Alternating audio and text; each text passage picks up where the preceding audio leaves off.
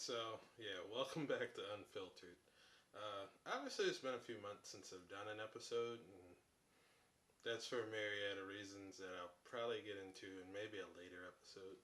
But today, I kind of wanted to come back and I wanted to talk about something that's been in the media for the past few weeks. Well, okay, so maybe we'll go over two things that have been in the media for the past couple of weeks. First thing being, and we've done an episode on this gentleman before, but I think we have to go back into the Kanye issue again.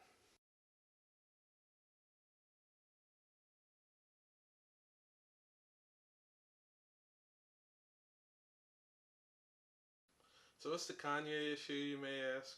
There's not really an issue, but there's more of this is another case of Kanye can't keep his mouth shut. And honestly, maybe he's not wrong in not keeping his mouth shut, but for people that know him and people that are fans of his, you kind of got to understand that this has always been Kanye. We know that Kanye is Kanye. Kanye lashes out. Kanye has what we, I guess, as fans and stans call Kanye moments. Whether it's at the Grammys, whether it's at the MTV Awards, whether it's with the president, whether it's on SNL, maybe after SNL. You know, we understand Kanye to a point. And, you know, a lot of people keep saying and talking about and say, oh, well, he hasn't been right since his mother passed. Maybe that's part of it. Maybe he hasn't had the right amount of time to grieve. I mean, it's almost been 10 years, but that's, you know, that's however he looks at it. And, you know, he loved his mother. His mother was around for him a lot more than I believe his father was. But, uh, you know, Kanye's always been in the limelight since, what, about 2000, as far as when he was starting to produce, then when he got his solo career going in '03, and then just on forward. He's kind of taken what, you know, the people in the beginning that believed in him, like Dame Dash and Jay-Z, and just stretched it a lot further than people would believe that he did. And for Kanye, I think his issue is his fame is going to be his biggest like devil on his shoulder for the entirety of the remainder of his career. If you haven't seen the video or watched the news or anything like that, Kanye went and met with President Trump, which is still kind of odd to say about almost, what, 2 years since he was elected. But Kanye met with President Trump in the Oval Office for a working lunch, as they called it. But you know, more of it was spent with Kanye just talking, and, you know, to me, what looked like Trump just shaking his head and being in agreement with him and things that he was saying. And, you know, Kanye was saying things like, you know, this MAGA hat makes me feel strong, you know, makes me feel like Superman. Superman's my favorite superhero, and things like that. And it's just like, for the people that are his friends, people that are his fans, you kind of look at it and it's like, what the hell are you doing, dude? But maybe in a way that's just Kanye still just being Kanye, and we don't understand it. I mean, it's to a point of being, you know, misunderstood and things like that, and I get that, and I think most of his fans understand it. You know, he's always said that he's been misunderstood. Now he's saying that he may have been misdiagnosed as bipolar, which I don't believe for a second, because someone that has anxiety and people that and a person who has friends that suffer from, you know, bipolar 1 or any mental health issue, you know, you can kind of see that there is something up with Kanye. This isn't just being, you know, loud and right or loud and wrong in, you know, certain situations, but this is something where it's like, you know, Kanye's a free thinker. Kanye thinks what he wants to think.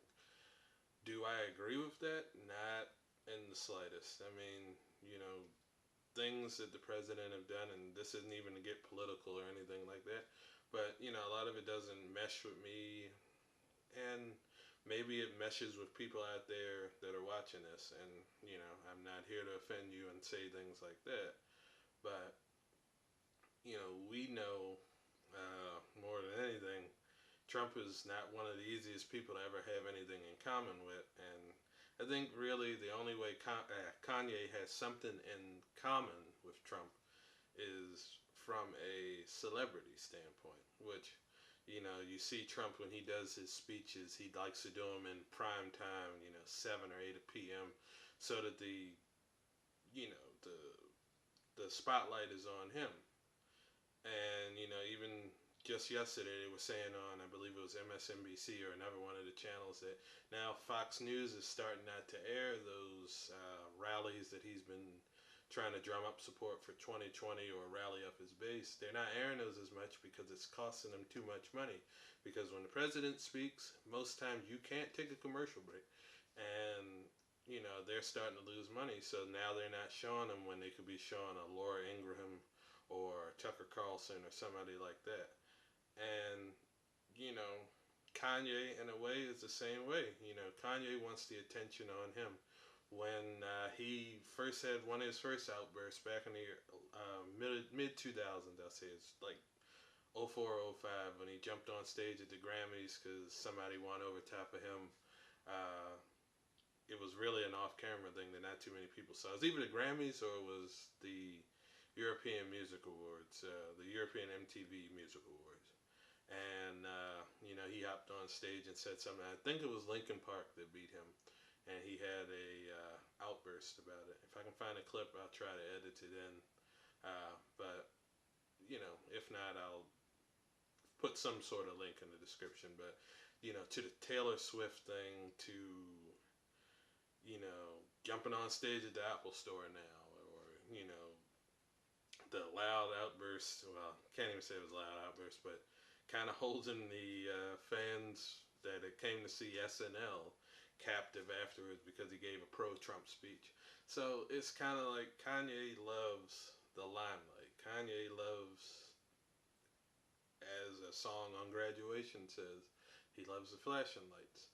So it's kind of like we kind of have to understand that this is Kanye, and we can't just say, oh, write it off, you know, oh, he'll be quiet, he'll sit down, he'll do that. Kanye doesn't sit down. Kanye won't. If Kanye believes in something, Kanye will stick to it. And, you know, when he's wrong, he's always been known to apologize and things like that. But I don't see it being a situation where he's going to apologize, especially with an album coming out. And a lot of people are trying to say, oh, he's just doing that because Yandi's getting ready to come out. Yandi was supposed to come out September 29th, and now it's pushed back to November because he wants to go and record in, I think, Africa and all of that. And then he just had a video that I think Rap Genius had posted on their Facebook where he was calling himself the musical genius, greatest musical genius of all time. It's just like, we kind of got to ride this wave through, you know. Some of his friends have already kind of jumped from behind him. Like, what was already left of him and Jay-Z's relationship is probably no more. You know, you heard T.I. Basically kick his ass up one street and down the other, and what he said about him. So, I don't know. You know, like I've said in the prior video, I hope Kanye finds what he's looking for, and I hope he can make it through this, because we were worried about him when he had his issue in, you know, in November of 2016 during the St. Pablo tour. So maybe this guy, he just needs a rest, and I don't know, maybe he'll find it, but we'll see. Stay tuned. If anything else comes up, we'll make another video on it. Another thing I wanted to talk about too is kind of, I don't want to say it's a blue elephant in the room, and that's actually not what I wanted to say there. But I kind of wanted to talk about politics. And I know in the Kanye part I said, not going to make this political, I'm not going to do anything like that. But in a few weeks, around November 6th-ish, I think there's something that's getting ready to happen called the midterm elections. And, well, if you've been living under a rock, wow. And if you've been living under a rock for like the last 2.5 years, they kind of been stressing the importance of the midterm elections now. In plenty of states, there are plenty of things to vote for. I don't want to hear about, oh, there's no reason for me to vote. Do you see what happened the last time I voted? The time when I was told that, hey, we could change the world with this one vote. And then when I voted, oh, look who we made president. And, then you had people that voted in spite, for things that happened with certain party members and things like that. But that's not something that we're going to get into in this. But it's just more of, if you don't have anything nice to say about politics, or if you have something nice to say and you don't vote, just get out and vote. I mean, it's nothing. I mean, people died and fought for that option. And I think, especially in the black community, we have this issue where it's like, oh, well, we're only going to vote when there's a black candidate involved. And it's just like, we can't do that. And it was just like a lot of people were saying that we were more, I don't know, I think we had our issues with Hillary, but we knew we didn't want to vote for Trump. And then we had some black people that did vote for Trump. And, it's okay. It's whoever you want to vote for is whoever you want to vote for, and that's fine. But I think to a point, you kind of got to pay attention to the races that are going on. Like here in Maryland, we have a governor's race. More than likely, Ben Jealous is not going to win. Ben Jealous wins, I'll eat a sock. Don't make me eat a sock, please. But Ben Jealous versus Governor Hogan, who is the incumbent. And then we got smaller races all around town. You have the race for Baltimore County Executive, race for Senate, race for, circuit court judges. There are things that a lot of people don't understand about politics. Some things that I may not even understand, and I took a couple of classes on political science and things like that. I even worked on the Obama campaign. So, there's a small amount of things that people don't understand about politics, and over the last couple of years, I think we're getting a little bit more educated, and especially, like I say, in the black community, we're getting more educated now to be able to be told, oh, well, okay, I'm going to vote for this, I'm going to vote for that, I'm going to vote for this person because I've read up on them. And that's the thing, not enough people just take what they see on the news and what they read in the paper or things like that, and they don't make their own decisions, where everybody else says, oh, well, such and such, well, he's done this, that, and the other, but you don't look at the small things that he's cut off or he's done to undermine another group of people. And for me, like with my job, I work for the state government. So when I work for the state government, our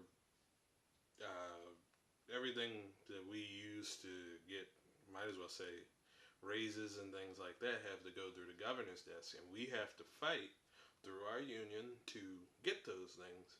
And it's been the hardest thing in the world to kind of get the governor to vibe with what we're doing as far as cost of living and pay increases and pay steps and things like that really we use to survive off of, as far as like raising families and trying to live our lives compared to other people out there. And that's the same thing like with the the taxes and things like that they discussed last year and all of that.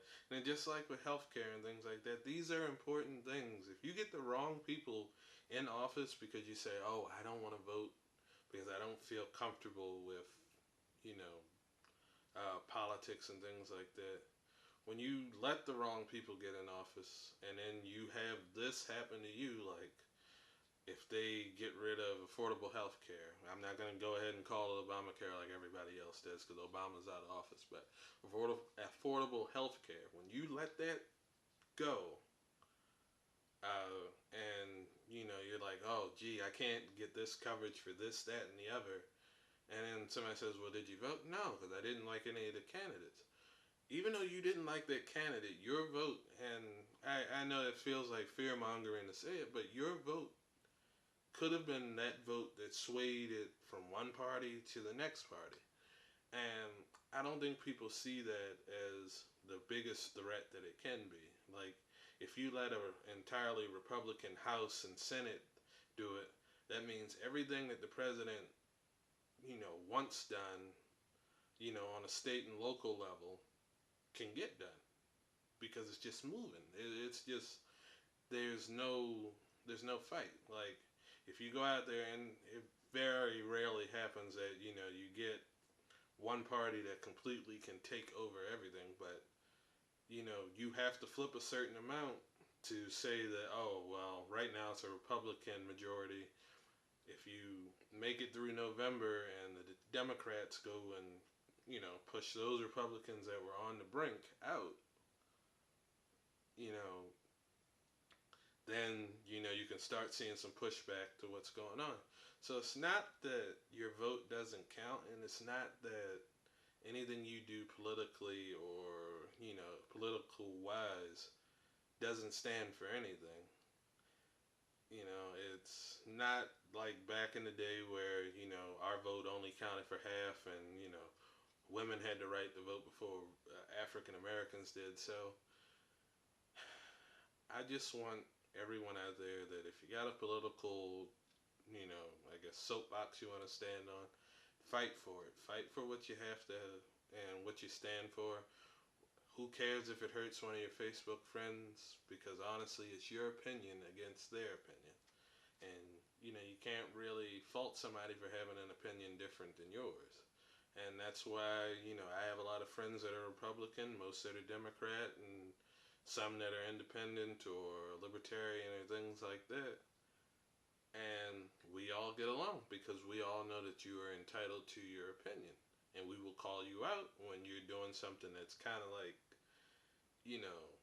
oh, well, this isn't true in the least. What, I hate to say it, fake news.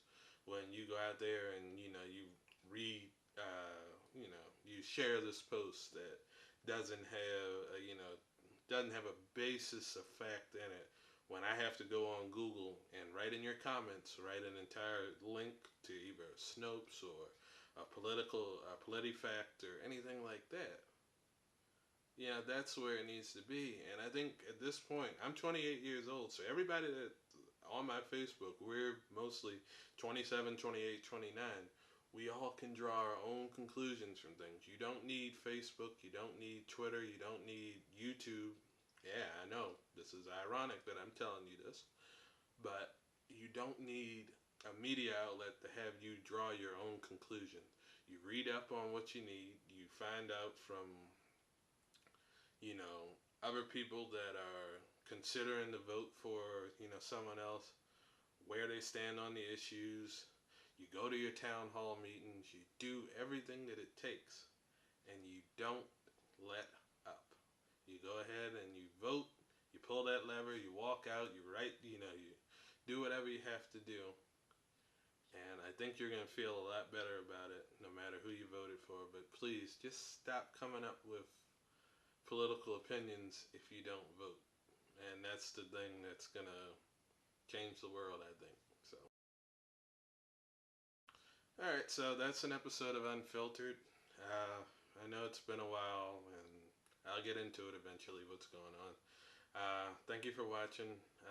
Like, subscribe, do whatever you want to, share it. It's really nothing to share in this episode, but anyway, I thank you. I think you can hear me now, but I don't know, we'll walk up on it one more time, but yeah, so bye.